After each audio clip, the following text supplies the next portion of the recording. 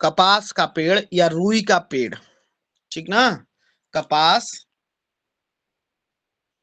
या रुई का पेड़ जिस भी भूखंड पर हो वह भूखंड, ठीक ना, वह भूखंड उस पर भी सूर्य का आधिपत्य माना गया है, ठीक है,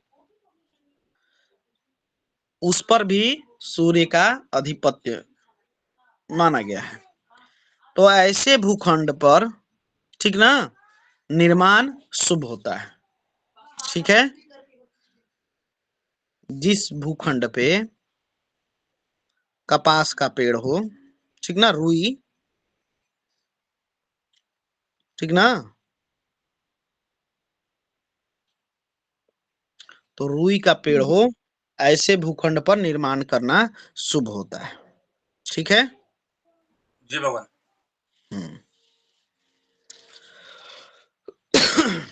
तो भूखंड के दृष्टि से, वनस्पति के दृष्टि से जिस भी भूखंड पर आपको रुई के पेड़, कपास के पेड़,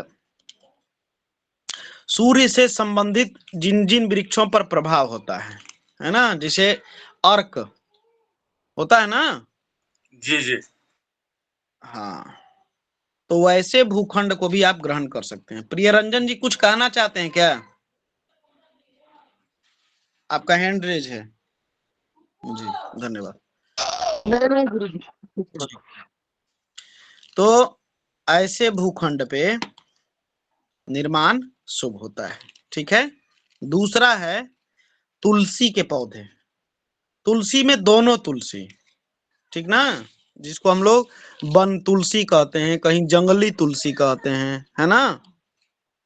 तो जिस भूखंड पर तुलसी के वृक्ष अपने आप उगाते हों, ठीक ना, अपने आप उगाते हों, वैसी भूमि भी, वैसा भूखंड भी शुभ प्रभाव वाला होता है, ठीक है। इस भूखंड को भी निर्माण के लिए ग्राह्य माना गया है, ठीक है।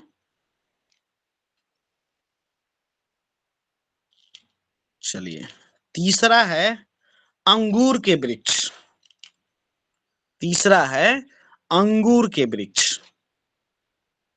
बेल, अंगूर वृक्ष नहीं होता है, बेल होता है ना, मजबूत उसकी बेल होती है, ठीक ना। तो जिस भूखंड पर अंगूर का बेल लगा हो, ठीक ना, बेल लगा हो, वह भूमि भी भवन निर्माण के लिए उपयुक्त मानी गई है, ठीक है, उपयुक्त मानी गई है, ठीक है। जी भगवान। जो भी भूमि फलदार वृक्षों से, जो भूमि भी फलदार वृक्षों से युक्त हो, ठीक ना, फल, जिस भूमि पर किसी भी प्रकार के फल लग जाते हैं, ठीक ना, जैसे आम हो गया, जामुन हो गया, ठीक है, वैसा भूखंड शुभ होता है, ठीक है। जिस भूखंड पर फलदार वृक्ष लगते हों या उपलब्ध हो वहां पे, ठीक है, वैसे भूखंड को निर्माण के लिए ग्राह्य माना गया है, ठीक है, वैसे भूखंड ग्राह्य है। जिस भूखंड पर कांटेदार वृक्ष हो, जिस भूखंड पर कांटेदार वृक्ष हो, ठीक है, किसी भी तरह का, या कांटेदार बेल हो, लताएं हो, ठीक ना, बबूल, बैर, मकोई समझते हैं आप लोग, मकोई, जी जी जी जी, जंगली पौधा होता है। हाँ, जंगली पौधा होता है, औकुसी की तरह उसमें जो है सो रहता है, ठीक ना, जैसे बर्छी होती है ना, बर्छी, उसी तरीके से उसके कांटे भी होते हैं, जी जी, चौक चौक होते हैं एकदम भाले की तरफ। हाँ, एकदम भाले की तरह होते हैं। तो बबूल, बेर, ठीक है, गुलाब, ठीक है, ऐसी भूमि का हमको परित्याग करना चाहिए। या जिस भूखंड पर भी पेड़ इत्यादि लगाने से सूख जाते हो, ठीक ना, छायादार वृक्ष इत्यादि है, सूख जाए, ठीक ना, वैसे भूखंड पर परित्याग करना चाहिए हमको, ठीक है। वैसे भूखंड पे निर्माण कार्य वर्जित माना गया है, ठीक है। जहां जिस भूखंड पर, ठीक ना, पेड़ लगाने के बाद सूख जाता हो, या जिस भूखंड पर कहीं देखेंगे कि बहुत सारे पेड़ जो है सो ठूठ हो गए हैं, ठूठ मतलब समझते हैं ना, सूख गए हैं, उनके ऊपर पत्तियां इत्यादि नहीं है, सिर्फ तने के साथ वह पेड़ लगा हुआ है, ठीक ना, वैसे भूखंड पर भी निर्माण कार्य वर्जित माना गया है, ठीक है। बात समझ में आई ना?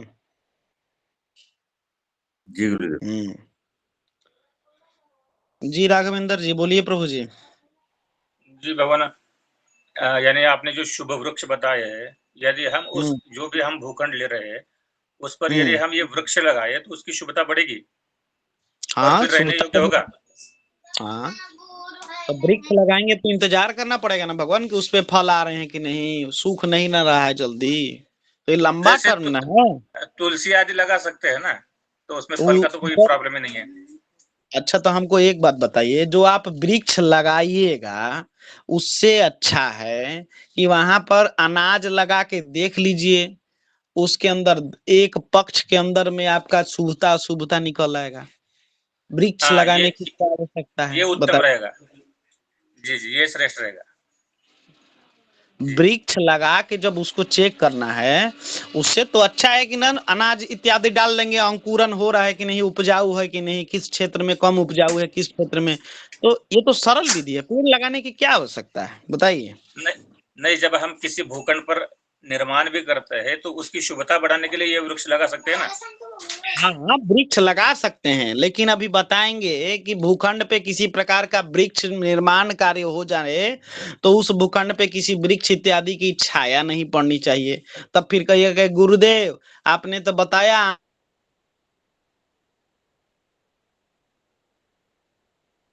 आम लगा, जी जी जी। तब फिर नमो नमः गुरुदेव। नमो नमः भगवान, नमो नमः। ऐसी चीजें नहीं करनी है, जो हमारे लिए उपयुक्त है, जांच इत्यादि के लिए ठीक ठाक है, वो काम करना चाहिए, जिससे हमको पता चल जाए शुभता अशुभता जल्दी शीघ्रता से, है कि नहीं। जी चलिए जी अब बात करते हैं कि यहाँ पर भूखंड को जब हम बताए थे ना कि एक हाथ लंबा, एक हाथ चौड़ा, एक हाथ गहरा है, तो जब भूखंड को आप परीक्षण के लिए कोड़िएगा, ठीक ना, या किसी भी प्रकार से मान के चलिए कि परीक्षण का समय नहीं मिलता है, तो नींव इत्यादि के लिए उसको कम से कम खोदिएगा ना, जी जी। बोलिए। जी गुरुदेव। तो नींव इत्यादि की खुदाई होती है तो मिट्टी के साथ साथ कुछ चीजें वहां पर आपको प्राप्त होती हैं, ठीक है, मिट्टी के साथ जी कुछ चीजें वहां पर प्राप्त होती हैं। तो देख लीजिए वहां पर साफ सफाई अच्छे से पहले तो करा देना चाहिए, किसी भी भूखंड पर जब आप निर्माण कार्य इत्यादि के लिए जा रहे हो, परीक्षण के लिए जा रहे हो, ठीक ना, तो वहां तो सबसे पहले साफ सफाई का ध्यान रखना चाहिए। साफ सफाई का मतलब बहुत सारे ऐसे भूखंड होते हैं जो आपके ऐसे ही पड़े होते हैं, जिसको हम लोग क्या बोलते हैं देहाती भाषा में, परती जमीन है ना, या अगल बगल के किसी का वहां पर जी, कचरा भी फेंकते हैं लोग अगल बगल में। तो उसको थोड़ा साफ सफाई करा लेना। साफ सफाई इस तरह कम से कम 4 इंची 3 इंची जो है सो उसके अंदर में साफ सफाई भूखंड की हो जाए। उसके बाद उसके अंदर में थोड़ा सा हमको खुदाई करनी चाहिए, ठीक ना, और खुदाई जो है सो करने के लिए जांचने परखने के लिए करना चाहिए। कांटेदार वृक्ष के बारे में क्या मैसेज कर रहे हैं भगवान? गुरुजी बेल का वृक्ष के बारे में प्रभाव बताइए। कांटेदार वृक्ष में बेल भी आता है भगवान, ठीक ना, तो इसका भी जो है सो वर्जित है। ठीक है, अब यह जो है सो शिव पुराण में भी कहीं पर शायद लिखा हुआ है, अब मेरे को याद नहीं आ रहा है, शायद लिखा हुआ है केला और बेल, अब पता नहीं क्या लिखा हुआ है, शायद दोहा इस तरीके से है, आगे केला पीछे बेल फिर देखो किस्मत का खेल। इसी के बारे में क्या चर्चा करना चाहते हैं?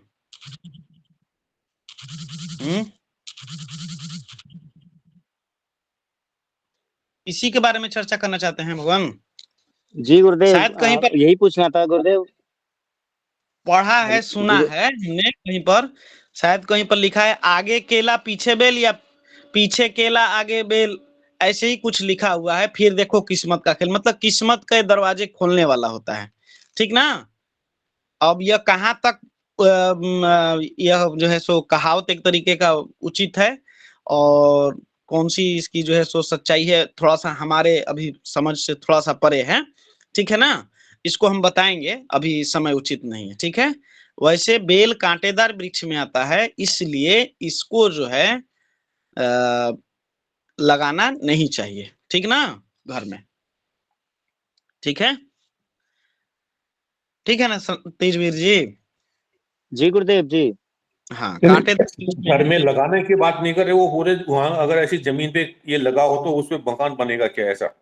नहीं, देखिए बेल इत्यादि जो निर्मित होते हैं कांटेदार वृक्ष है तो यह भी उसी कैटेगरी में आता है, ठीक ना, हमने गुलाब के फूल के बारे में बात किया है ना, तो वह भी जो है उसी के अंतर्गत आता है, तो यह जो है उचित नहीं है, ठीक ना, मतलब शुभता में नहीं आता है यह, ठीक है गुरुदेव, गुरुजी, हाँ। गुरुजी मैंने पढ़ा था कि अगर घर में बेल का वृक्ष हो तो और बताया भी था, एक किसी कथा में भी सुना था मैंने, तो बेल का वृक्ष अगर घर में किसी के होता है तो वो शुभ माना जाता है, ऐसा मेरे को लगता है, तो मैं इसीलिए पूछ रहा था गुरुदेव। नहीं, घर में गृह निर्माण के वक्त देखिए बेल के वृक्ष को, बेल का वृक्ष का संबंध भी थोड़ा सा दूसरा है, ठीक ना, बेल का संबंध जो है आपका शंकर जी से, ठीक ना, जी है गुरुदेव ना, और शंकर जी जो हैं कई इसके पीछे जो है सो सिद्धांत जो है सो हैं, एक दो सिद्धांत है, वो मैं आपको समझाता हूं। जब हम अपनी पितृ शांति कराते हैं, है ना, तो वहां पर जो है हम 3 पिंड जो है सो प्रदान करते हैं, ठीक है। उस 3 पिंड के अंतर्गत एक पिंड जो है भगवान शंकर को समर्पित होता है, इसलिए कि आपके यहाँ तामसी जो मतलब प्रेत होते हैं ना, तामसी, जी जी उन गुरुदेव। प्रेतों की शांति के लिए उनका जो है शंकर भगवान को उनके सानिध्य में वह पिंड जो है सो अर्पण किया जाता है, ठीक है। जी जी गुरुदेव। गुरुदेव कहीं उस रुद्री में भी, गुरुदेव रुद्री में भी लिखा हुआ कि अगर कोई मृत व्यक्ति बिल्व पेड़ के नीचे से निकाला जाए तो उसको भी मोक्ष की प्राप्ति होती है गुरुदेव, ऐसा कुछ मैंने सुना था। बिल्कुल भगवान, बिल्कुल भगवान, मैं इस चीज को इनकार नहीं कर रहा हूं, मैं यह बता रहा हूं कि जमीन की शुभता के बारे में, ठीक ना, जमीन की शुभता के बारे में, उसको तो हम जब कांटेदार वृक्षों का निषेध है तो बेल के अंदर भी कांटे होते हैं भगवान, ठीक ना, तो यह भी ठीक है, जी गुरुदेव जी। हाँ, तो ये है, ये अलग बात है कि उसके जो है आपके पत्र जो है भगवान शंकर को अर्पित होते हैं, ठीक है। तो एक तरीके से आप समझिए कि जितने भी विषैले वृक्ष हों, जड़ हों, उनके फल हों, ठीक ना, यह सब शंकर भगवान को चढ़ता है, चाहे वह धतूरा हो, ठीक ना, चाहे वह एकवन हो, ठीक ना, जी गुरुदेव हो, तो उनका कहने का मतलब यह है कि जितनी भी चीजें हैं हमको जो है आप सारी चीजें जो नेगेटिव चीजें हैं जिसको कोई ग्रहण नहीं करता हो, ठीक ना, वो जो है हमको अर्पण कर दीजिए, यहाँ तक कि उनके श्रृंगार में भी नागराज हैं, ठीक है। बिच्छी जो बिच्छू वगैरह हैं वो उनके कुंडल की तरह है ना, तो ये हाँ सारी गुरुदेव। चीजें हैं। तो इसको हम शुभता ना मानेंगे, हम तो कह रहे हैं कि हाँ नाग वाली भूमि जो है छोड़ देना चाहिए जहां नागों का बसेरा हो। अब नाग भगवान शंकर का गले का आहार है, मतलब हार है ना, माला है उनके लिए, है ना। जी जी तो ये इसका मतलब यह नहीं है कि वो जो है सो शुभ है, ठीक है। बिच्छू के हाँ बारे में गुरुदेव भी जी हमने वर्णित किया है ना। जी गुरुदेव जी जी। तो ये सारी चीजें हैं। तो किसी भी चीज को शुभता के साथ साथ में जो उसके व्यवहारिक चीजें हैं गुणों के आधार पर, उसकी प्रकृति के आधार पर उसको जो है विभाजित किया गया है, ठीक ना। जी गुरुदेव और धन्यवाद गुरुदेव। हाँ हाँ, और शिव पुराण में ऐसा विवरण भी जो है सो मिला है भगवान, वो भी मैं आपको बता रहा हूँ कि लिखा है। अब पता नहीं मतलब क्या है, दोहे की तरह जो है सो है, मैंने भी किसी से सुन रखा है, पूरी तरीके से श्रवण नहीं किया। शायद लिखा है आगे केला पीछे बेल, घर के पीछे जो है सो बेल होना चाहिए। तो कहीं ना कहीं जो है वह जो है थोड़ा सा जो है नेगेटिव है, तभी उसको पीछे रखने की शायद हम बात कर रहे हैं। अब ये शायद सही है या फिर मेरे को उचित अभी पूरी तरीके से याद नहीं हो पा रहा है, ठीक है। कभी याद होगा तो इसके बारे में बताएंगे, ठीक ना। जी गुरुदेव। हाँ, तो ये अभी जो है सो पीछे ही रखा गया है हमको, जहां तक है आगे वैष्णव और पीछे जो है सो शैव, ठीक ना। इस बताया गया है भगवान की, जैसे कि जो घर का द्वार होता है उसके सामने कोई कांटेदार वृक्ष नहीं होते हैं, ऐसा भी शास्त्र में है। तो हो सकता है कि उसको पीछे कर दिया होगा। जिस भूखंड पे बेल कांटेदार वृक्ष के अंतर्गत आता है वहां पर हो, तो वह भी जो है स्वीकार नहीं किया गया। कांटेदार वृक्षों के अंदर अगर कोई क्या बोलते हैं विशेषता रहता कि बेल के वृक्ष को नहीं काउंट करना है, तो जरूर जो है सो लिखा होता, लेकिन कहीं पर हमने इसको पढ़ा नहीं है, ठीक ना। अगर आप ये ऐसे अगर पीछे केला आगे बेल फिर देखो पैसे का खेल, ऐसे लिखा है कहीं पे। हाँ हाँ यही है, पीछे केला आगे बेल। पीछे केला आगे बेल फिर देखो पैसे का खेल। शायद मैं कहीं पर इसको पूरी तरीके से मैं मेरे को अभी याद नहीं आ रहा है, तो मैं भी इसको रिकॉल नहीं कर पा रहा हूँ। कभी होगा तो ऐसा जो है सो मैं बताऊंगा आप सभी को, ठीक ना। आगे बेल ठीक बता रहे हैं। हाँ वो जी जो लास्ट लाइन आपने बोली थी ना ठोंठ, वो लिखवा दीजिए। ठोंठ क्या? वाला मिस हो गया। वो जिस भूखंड पर ठोंठ टाइप ये बोला था वो लाइन लास्ट। ऊंट का मतलब कि पेड़ जहां पर सूख के लगे हुए हों, अच्छा जी जी। ऊंट का मतलब वो। हाँ बोलिए, सचिता जी कुछ कह रहे थे, सचिता पांडे जी। जी गुरुजी प्रणाम। जी जी भगवान बोलिए।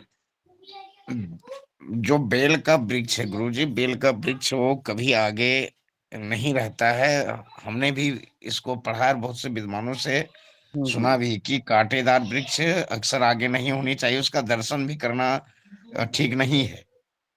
इस वजह से नागफनी और ये जो कांटेदार वाला जो पत्ते वाले जो कटीले पौधे आते हैं उसको भी लोग बहुत कम घर के आगे लगाते हैं, केवल एक सम्मी का पौधा छोड़ करके। जी जी जी गुरुजी। हाँ, ऐसे ही जो है सो कुछ है, ठीक ना। तो थोड़ा सा जो है सो हम इसके बाद में क्लियर नहीं है बेल के बारे में। कभी ऐसा हो, मतलब हमने भी ऐसा सुना है कि कांटेदार वृक्ष हो तो उसका जो है सो निषिद्ध जो है सो माना गया है, ठीक ना। बोलिए देवेंद्र जी, कुछ कहना चाहते हैं इसमें। नमो गुरुदेव। ये सूखा वृक्ष हो तो उसके लिए क्या क्या फल होगा? ये भी अशुभता का प्रतीक है भगवान। जी गुरुदेव। निर्माण, भवन निर्माण के लिए अशुभ है, ठीक है ना। आगे बढ़े भगवान, आगे बढ़े। जी गुरुदेव आगे चलें। बेल के बारे में हम विस्तृत से चर्चा करेंगे आगे, कभी ऐसा मिले तो हम भी थोड़ा सा इसको क्लियर हो लेते हैं, ठीक है।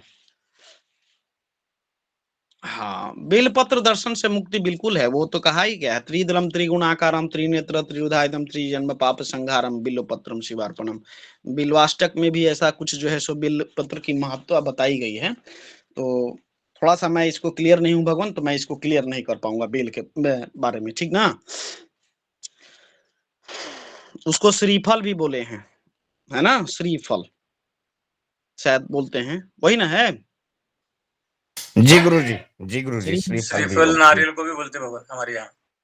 हाँ, तो शायद श्री लक्ष्मी जो है सो वास उसके अंदर में बताया गया है। तो जी अब गुरुजी, क्योंकि दुर्गा पूजन में बिल्वा भी मंत्रण जब होता है तो लक्ष्मी का ही वास होकर के उसमें करवाई जाती है।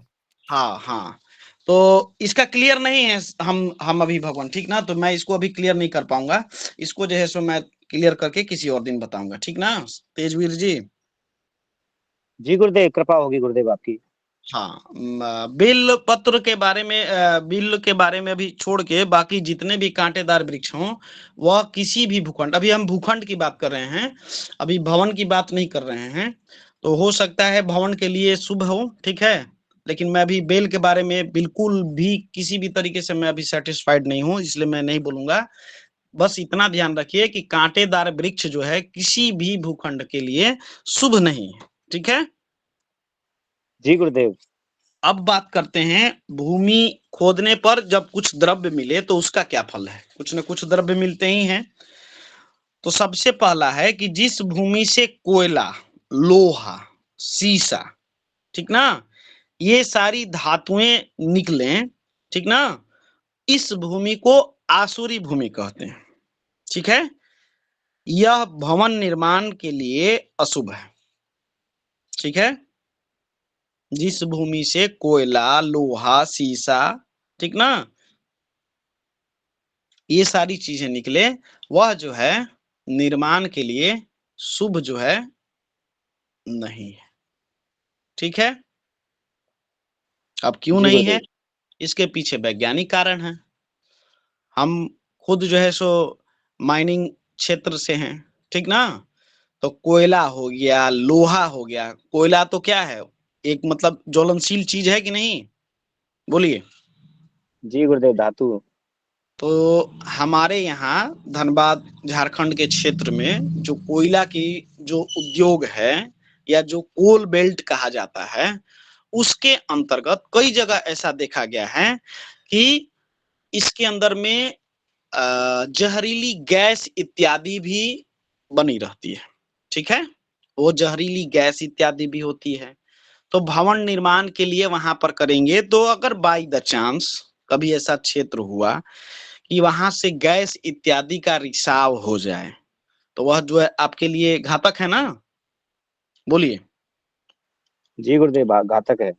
बिल्कुल घातक है। दूसरा, जो कोयला इत्यादि निकलता है जहां पर, वहां की भूमि जो है निर्माण के लिए इसलिए भी उपयुक्त नहीं है क्योंकि खनिज पदार्थ है, ठीक है। इसके अंदर में बहुत सारी रासायनिक अभिक्रियाएं इत्यादि होती रहती हैं, जैसे अभी गैस के बारे में बताया, मीथेन गैस इत्यादि जो निकलते हैं, ठीक ना, ये सब बहुत ही ज्वलनशील हैं। दूसरा, किसी भी तरीके का अगर वहां पे आग इत्यादि लग जाती है ना, तो वहां भूमि किसी भी समय धंस सकती है ना। तो ऐसी जगह पर निर्माण करेंगे तो बाद में दुर्घटना इत्यादि के शिकार होंगे। लोहा के बारे में बात करें तो लोहा जो है एक तरीके से चुंबकीय धारा को जो है प्रवाहित करता है कि नहीं। तो हमारा जो है कहीं पर लोहा इत्यादि के आसपास में रहेंगे, हमारे शास्त्रों में तो लोहे का बिछावन, लोहे का आसन, लोहे का बेड, ये सब वर्जित है। दरवाजे भी लोहे के नहीं लगाने चाहिए। आजकल तो निर्माण में लोहा ही लोहा यूज हो रहा है कि नहीं। तो पहले इन सभी चीजों की व्यवस्थाएं नहीं, और यह जो है कहीं ना कहीं से अभिक्रिया करने वाला होता है, रेडिएशन को देने वाला होता है, नाभिकीय ऊर्जाएं इत्यादि को जो है यह जो है प्रभावित करता है, ठीक ना। रेडिएशन इत्यादि जो है इसके अंदर में बहुत ज्यादा होता है, ठीक है। इसकी चुंबकीय धारा भी तीव्र होती है, गुरुत्वाकर्षण शक्ति अधिक होती है, ठीक है। तो आपकी जो भी ऊर्जा होती है तप बल के द्वारा इत्यादि के द्वारा, ये सब क्या करते हैं, अवशोषित कर लेते हैं, खींच लेते हैं, ठीक है ना। तो इस हिसाब से लोहा का वहां पे रहना या किसी भी धातु वाली स्थान पर जहां धातु इत्यादि हो, ठीक ना, ऐसी भूमि निर्माण के लिए शुभ नहीं मानी गई है। ठीक है। और आजकल तो जहां माइनिंग इत्यादि के लिए आपके खनिज पदार्थ इत्यादि निकलेंगे तो सरकार ही नहीं रहने देगी, है कि नहीं? ठीक है। इसका मतलब ये कोई माइनिंग जैसी जगह होता हो, कोई 2-4 कोयले के टुकड़े निकल जाए तो उसको थोड़ी बुरा मान सकते हैं हम। नहीं, उसको भी बुरा माना गया है। कोयला निकलना अशुभता का प्रतीक है। नहीं ठीक ऐसे ना? भगवान, ऐसे खेलते खेलते किसी का कोयला दब गया, वो पड़ा हो पुराना, तो एक आध पीस निकल गया तो उसमें क्या बुराई होगी? देखिए, ऐसा कोयला का निर्माण कैसे होता है? कोयला कहाँ से बनता है? जब वृक्ष इत्यादि के अवशेष भूमि में कई हजार लाखों साल तक दबे रहते हैं, तभी ना कोयले का निर्माण होता है। यही ना वैज्ञानिक तो यही कहता है, अवधारणा। नहीं, बोलिए। मैं दूसरी बात कर रहा हूँ भगवान। जैसे कोई भूमि पे कोई रहते हैं कभी, और लकड़ी जला रहे थे, खाना बना रहे थे, कोयला पड़ा है वहां पे, वो कभी नीचे घुस गया, उस कोयले की बात कर रहा हूँ मैं। तो हम इसीलिए तो बात कर रहे हैं कि ये वो जो है आपका एक हाथ नीचे नहीं ना जाएगा। इसीलिए तो हम कि 3-4 इंची जमीन से भूमि को साफ सुथरा करके तब जो है इसको करना चाहिए फल, है ना? जी जी। हाँ, 3-4 इंची जमीन को पूरी तरीके से साफ सुथरा कर लीजिए और उसके बाद एक हाथ यदि आप कोड़ते हैं या नींव इत्यादि की खुदाई होती है, वहां से आपको ये धातुएं निकलती हैं, लोहा, कोयला, शीशा। ठीक ना? तो यह सब जो है शुभ नहीं माना जाता है। ठीक है। आसुरी भूमि कहते हैं। निकल भी जाए तो सोच लीजिए किसी न किसी तरह का आसुरी शक्ति का वास है। निर्माण के लिए वहां शुभ नहीं है, त्याग देना चाहिए। ठीक है। इसका कुछ उपाय करने पड़ते होंगे बाद में फिर। मैंने तो बताया, एक ही उपाय तो हमने बता दिया कि 6.5 फीट एक मनुष्य भर पूरे उसको खुदवा दीजिए, वहां शुभ मिट्टी से रिप्लेस कर दीजिए, उसको एक बरसात तक वहां पर पानी को ठहराव होने दीजिए, जमीन को पूरी तरीके से जब कंडेंस्ड हो जाए, ठीक ना, तब जो है उस भूमि पे निर्माण कार्य शुरू करना चाहिए। और जितना भूमि में आपने भरा है नई मिट्टी, ठीक ना, वह जो है नींव जो है उसके नीचे जाना चाहिए मजबूती के लिए। ठीक है। यानी कि आपने 6 फीट किया है तो नींव जो है उसकी जो भी डेप्थ होगी 6 फीट अधिक होगी। ठीक है। जी जी जी। हाँ, जब तक मतलब हार्डर स्टार्टा नहीं मिल जाए, यानी कि मजबूत जमीन का जो है सो नहीं मिल जाए, तब तक हमको नींव की खुदाई करना चाहिए। लूज भूमि में, जहाँ की भूमि का जो है सो क्या बोलते हैं, परमेबिलिटी, ये सब कहते हैं ना, चेक करते हैं सब वैज्ञानिक इत्यादि, हैं, भूमि की जो है सो पकड़ मजबूती कितनी है, सब भूमि पर निर्माण नहीं ना हो सकता है। और भूमि के प्रकार के आधार पर ही ये आपका नींव का भी कई प्रकार के नींव होते हैं। कहीं सैलो फाउंडेशन होता है, कहीं डीप फाउंडेशन होता है ना? सैलो मतलब आपका मतलब जो ये नॉर्मल जो है चबूतरे की तरह बना के, चबूतरे के ऊपर चबूतरा इत्यादि बना के 2-3 सीढ़ी में बनाते हैं वो। कहीं जो है सो हमारे झारखंड इत्यादि में आइसोलेटेड फाउंडेशन का यूज होता है। बिहार साइड की भूमि जो है चिकनी मिट्टी वाली जमीन है, वहां आपका पाइल्स फाउंडेशन का यूज होता है, पाइलिंग होता है। दिल्ली इत्यादि में भी पाइलिंग होता है ना?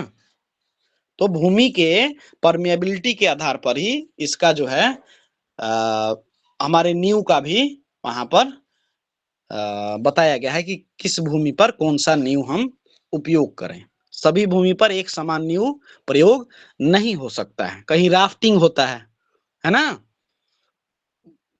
आजकल जो फ्लैट इत्यादि बनते हैं वहां पे राफ्ट बिछाया जाता है चटाई की तरह, है ना?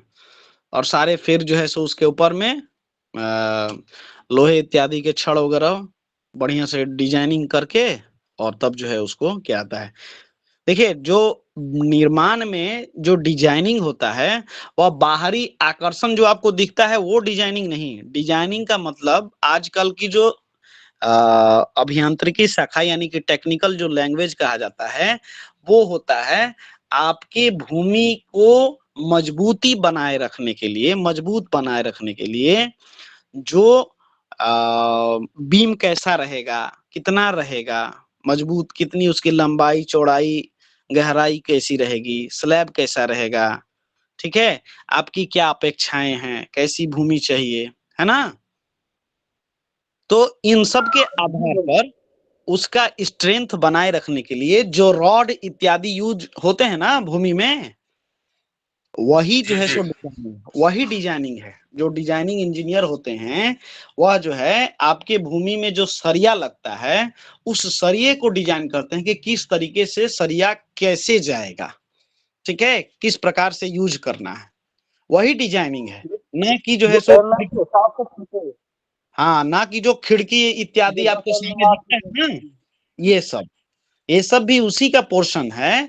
लेकिन यह जो है आपका मतलब क्या बोलते हैं, सामने प्रत्यक्ष जो है, यह जो है सो उपचार कहा जाता है, एलिवेशनल ट्रीटमेंट कहते हैं इसको, ठीक ना, कि छज्जा दिखना, बालकनी दिखना, ठीक है। लेकिन यह कितना मजबूत रहेगा, कितना आगे तक हमको निकालना है, ठीक है, कितना प्रोजेक्ट हम कर सकते हैं, ये सब चीज का डिजाइन होता है, वो सरिये के बारे में बताया जाता है, ठीक है ना। बात समझ में आ रही है ना। जी गुरुदेव। हाँ, तो जी ये गुरुदेव। सारी हाँ, डिजाइनिंग का मतलब ये नहीं है कि जो रूप रंगत जो दिखता है आपका पोचाड़ा, ठीक ना, पुट्टी, ये डिजाइनिंग नहीं है। नक्काशी ये नहीं है, नक्काशी है वह जो है सो मकान की मजबूती किस आधार पर होगी। चलिए, तो बहुत बातें हो गई। कोयला इत्यादि लोहा निकले तो ऐसी भूमि आसुरी भूमि कही जाती है। इस भूमि पर निर्माण कार्य नहीं करना चाहिए। दूसरा है, जिस भूमि पर मांस मदिरा इत्यादि का सेवन होता हो वह भूमि भी निवास स्थान के हेतु अयोग्य माना गया है, ठीक ना। मांस मदिरा इत्यादि का सेवन कहीं पर होता है ना, जुआ खाना, क्या बोलते हैं उसको, मदिरा इत्यादि का जहां पर ये होता हो, है कि नहीं, सेवन। बार एंड रेस्टोरेंट बोलते भगवान। हाँ, जो भी आप उसको कहते हो, ठेका ये भी कह सकते हैं। चलिए, जिस भूमि से स्वर्ण या रत्न इत्यादि निकलते हो, ठीक ना, जिस भूमि से स्वर्ण रत्न, अभी माइनिंग के बारे में बताया ना कि माइनिंग इंडस्ट्री से संबंधित, ठीक है, यह भी स्थान हेतु अशुभ है, निवास के लिए यह भी अशुभ है। देखिए, सोना तो बहुत शुभ चीज है कि नहीं हरिकिशन जी। जी जी हाँ, लेकिन वो धातु है ना, धातु है, ठीक ना। और सोना पहनना तो अच्छा है, लेकिन सोना पहनने के बाद आज के परिवेश में कहीं ना कहीं आप चोरों को निमंत्रण दे देते हैं, लुटेरों को निमंत्रण दे देते हैं, है कि नहीं। सोना और एक को क्या बताया था आपने? जी गुरुदेव। रत्न, जेम्स, रत्न नहीं होते हैं, पुखराज, वैदुर्य मणि, ये सारे जितने भी जेम्स स्टोन्स हैं, रत्न हैं, स्वर्ण है, ये सब आसुरी संपत्ति मानी गई है, ठीक ना। जितने भी स्वर्ण और रत्न इत्यादि हैं जहां से निकलते हो, आसुरी संपत्ति। आसुरी संपत्ति का मतलब इसका जिस किसी के पास भी आधिपत्य होता है, जिसके कब्जे में ये चीजें होती हैं, कहीं ना कहीं वह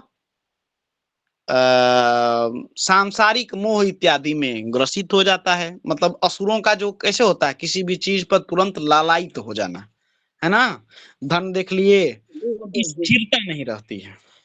तो यह सब आसुरी संपत्ति इसीलिए कहा गया है, ठीक है।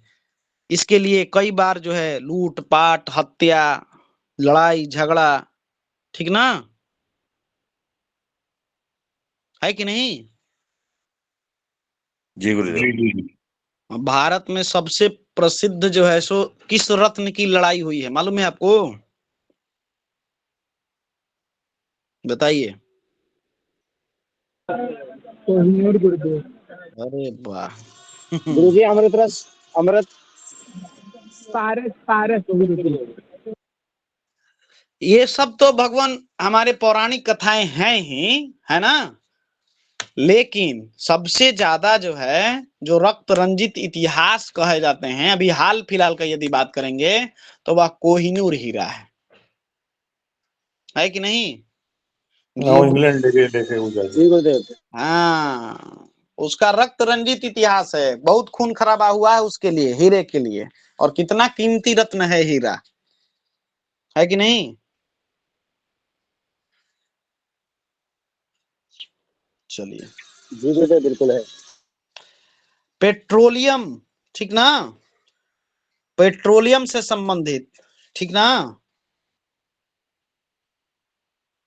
पेट्रोलियम से संबंधित जितने भी आपके, चाहे वहां गैस निकलता हो, अब गैस तो कहां से निकलता है, बॉम्बे हाई, है कि नहीं, मुंबई में है ना। जी जी जी। और हमारा एक और प्रदेश है जहां से इसको जो है सो प्राप्त किया जाता है पेट्रोलियम गैस को, मालूम है कहाँ पे, आसाम। आसाम में है वो। ठीक है, तो वहां पे भी, तो वह भूमि जहां से पेट्रोलियम इत्यादि पदार्थ निकलते हों, ठीक ना, ये सब जो है सो कीमती कीमती चीजें हैं, है कि नहीं। ठीक है, सब भूमि से ही निकलता है, ठीक है, लेकिन निकलता किस वर्ण में है मालूम है, कृष्ण वर्ण में, काले, ठीक है, कृष्ण वर्ण के रूप में निकलता है, काले रंग के रूप में निकलता है। यह भी जो है आसुरी संपत्ति कहा गया है। आज देखिए पूरे विश्व में पेट्रोलियम की लड़ाई चल रही है कि नहीं। जी गुरुदेव। तो हमारे पुराणों में जो बातें लिखी हुई हैं वह प्रत्यक्ष हैं, है कि नहीं। तो जहां पर ये सब प्राप्त होता हो वह भी भूमि जो है आपके निवास योग्य नहीं है, ठीक है। जी भगवान। जी गुरुदेव आगे लिखाइए। तो ये सारी चीजें जो है वनस्पति के द्वारा, आपका खनिज पदार्थों के द्वारा हम जो है ये सब चीजें जो है सो जान गए। जिस भूमि से आपके पत्थर निकलते हों, ठीक ना, जिस भूमि से आपके पत्थर निकलते हैं वह भूमि शुभ मानी गई।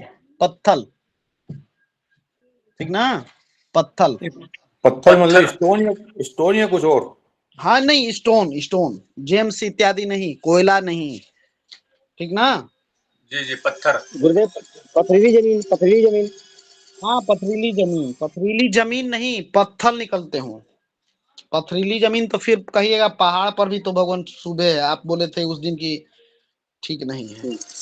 जी जी गुरुदेव। गुरुदेव इसमें पत्थर भी तो कई प्रकार के, काले भी होते हैं, थोड़े लाल और सफेद ऐसे रंग के भी पत्थर निकलते हैं, तो गुरुदेव उनमें से कोई भेद है। काले वर्ण के जो पत्थर होंगे वह जो है सो अशुभ हैं, सफेद वर्ण के निकलेंगे, ठीक है, पीत वर्ण के निकलेंगे, ठीक है, ठीक ना, लाल रंग के पत्थर होंगे तो वह जो है उग्रता का प्रतीक है। जी गुरुदेव।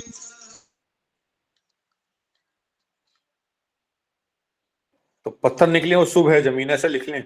हाँ हाँ, जिस भूमि से पत्थर इत्यादि निकलते हों, मतलब नींव खोदने के बाद, है ना, पत्थर इत्यादि निकलता हो, ऐसा जो है सो भूमि शुभ माना गया है, ठीक है। जैसे गुरु जी खादान चल रही हो पत्थर की, जैसे बैंक का ये चलता हो पत्थर के, तो ये माइनिंग सब में माना फिर जाता चले है। जाएंगे तो फिर दिक्कत हो जाएगा, खादान में चल जाएंगे पत्थर के तो फिर समस्या से हो जाएगी। माइनिंग से संबंधित जहां पर भी व्यवसाय होता हो वह भूमि जो है सो उपयुक्त नहीं माना गया है, ठीक ना। हाँ, फिर उसको जो है सो हम बढ़िया नहीं मानेंगे, ठीक है। चलिए, अब जो है इसके बाद में हम लोग भूमि के स्वरूप पे विचार करेंगे। अब तो आज थोड़ी समस्या है, देखिए लाइट की व्यवस्था करते हैं, ठीक है, फिर जो है सो भूमि के आकार पर हम लोग चर्चा करेंगे, ठीक ना, आकार पर। देखिए कोयला हमने माइनिंग से बताया ना, कोयला इत्यादि हो जिस भी भूमि पर, तो वहां भूमि पर जो है चोर का भय होता है, ठीक है, चोर का भय होता है, ठीक है। हड्डी इत्यादि निकले, ऐसे तो वास्तु पुरुष का जब हम अध्ययन कराएंगे तो वहां पर इन चीजों को विस्तार से बताएंगे, ठीक है, ठीक ना। हड्डी हाँ गुरुदेव। इत्यादि निकले, ठीक ना, हड्डी इत्यादि निकले जिस भी भूमि से, तो वहां रोग का भय बना रहता है, ठीक है। लोहा इत्यादि निकले तो वहां शस्त्र का भय होता है, ठीक है। जी जी। बाल निकले, ठीक ना, बाल निकले जिस भूमि से, केस बाल चूल, ठीक ना, तो वहां मृत्यु तुल्य कष्ट माना गया है। ऐसे तो शास्त्रों में सीधे मृत्यु लिखा है, लेकिन यहाँ लिख लीजिए मृत्यु तुल्य कष्ट, ठीक है। गुरुजी लोहा में क्या बताया, लोहा? लोहा यदि रहता है तो वहां जो है मतलब शस्त्र आघात का भय रहता है, किसी चीज से आपको चोट लग सकती है, किसी शस्त्रों के द्वारा हो सकता है, कोई चाकू मार दे, तलवार भाला इत्यादि कुछ भी प्रयोग कर दे आपके ऊपर, है ना। हाँ बोलिए ऋषि जी। गुरुदेव चोर भय किस में बताया है? थोड़ा सा आवाज नहीं आया गुरुदेव, नेटवर्क के कारण। कोयला निकले तो कोयला इत्यादि निकले उस भूमि पर चोर का भय होता है, ठीक है। जी गुरुदेव। लकड़ी यदि निकले, ठीक ना, तो धन की हानि होती है, लकड़ी निकले तो धन की हानि होती है। भूमि खोदने के बाद यदि लकड़ी निकले तो धन की हानि। भस्म निकले, भस्म भस्म भी निकलता है ना, तो अग्नि का भय होगा, ठीक है। कहीं भूसा निकले, भूसा, भूसा समझते हैं ना, लकड़ी का बुरादा पुआल इत्यादि कुछ भी, ठीक ना, जी जी जी। तो ये सब निकले तो धन आगमन बंद हो सकता है, ठीक है। ये सारी चीजें भी निकलती है ना, बोलिए। जी जी जी। तो ये सारी चीजें जो है हमको भूमि से प्राप्त होती हैं, और इसका जो फल हमने बताया ऐसे फल प्राप्त होते हैं।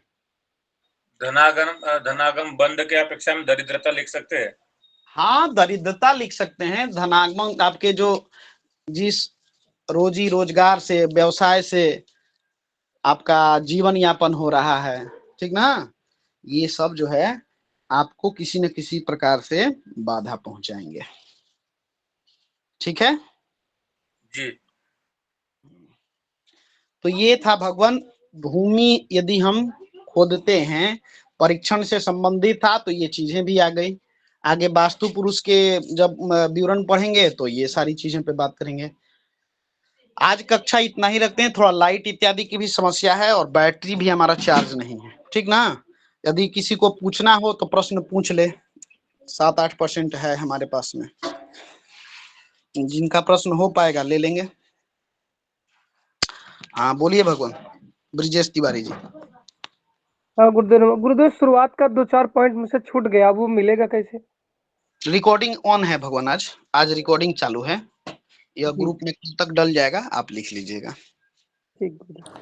गुरु जी कल क्या पढ़ाए थे? संडे क्या हमारा आज छुट्टी रहती है ना, तो थोड़ा। कल हमने पढ़ाया था कि किस प्रकार के आपको जमीन पर जानवर के दर्शन हो, ठीक ना, जी उसका फल जो है सो जमीन पर क्या होगा, ठीक है। गुरु जी रिकॉर्डिंग हुई थी क्या? पता नहीं, मेरे को मालूम है, कल की रिकॉर्डिंग हुई है ना भगवान? हाँ गुरुदेव, रिकॉर्डिंग हुआ है। हाँ, कल की रिकॉर्डिंग हुई है प्रभु जी। हाँ, नहीं तो हुई जिसकी है, कल गलती रिकॉर्डिंग पड़ हो जाएगी ग्रुप में। या खराब जैसी भी, तो नहीं तो नोट्स डाल देंगे कल के। और किन्हीं का कोई समस्या है, कोई प्रश्न है? विश्राम दे कक्षा को। जी जी विश्राम दे ऋषि जी, विश्राम दे कक्षा को। जी गुरुदेव, जी गुरुदेव, बिल्कुल। ओम पूर्णमिदं पूर्णात् पूर्णमुदच्यते पूर्णस्य पूर्णमादाय पूर्णमेवावशिष्यते। ओम शांति शांति शांति। सर्वेभ्यो नमो नमः। सभी को यथायोग अभिवादन, सभी को शुभ रात्रि। धन्यवाद आप सभी का। नमो नमः। नमो नमः गुरुदेव। जय श्री राम। सर्वेभ्यो नमो नमः, सभी को शुभ रात्रि। नमो नमः।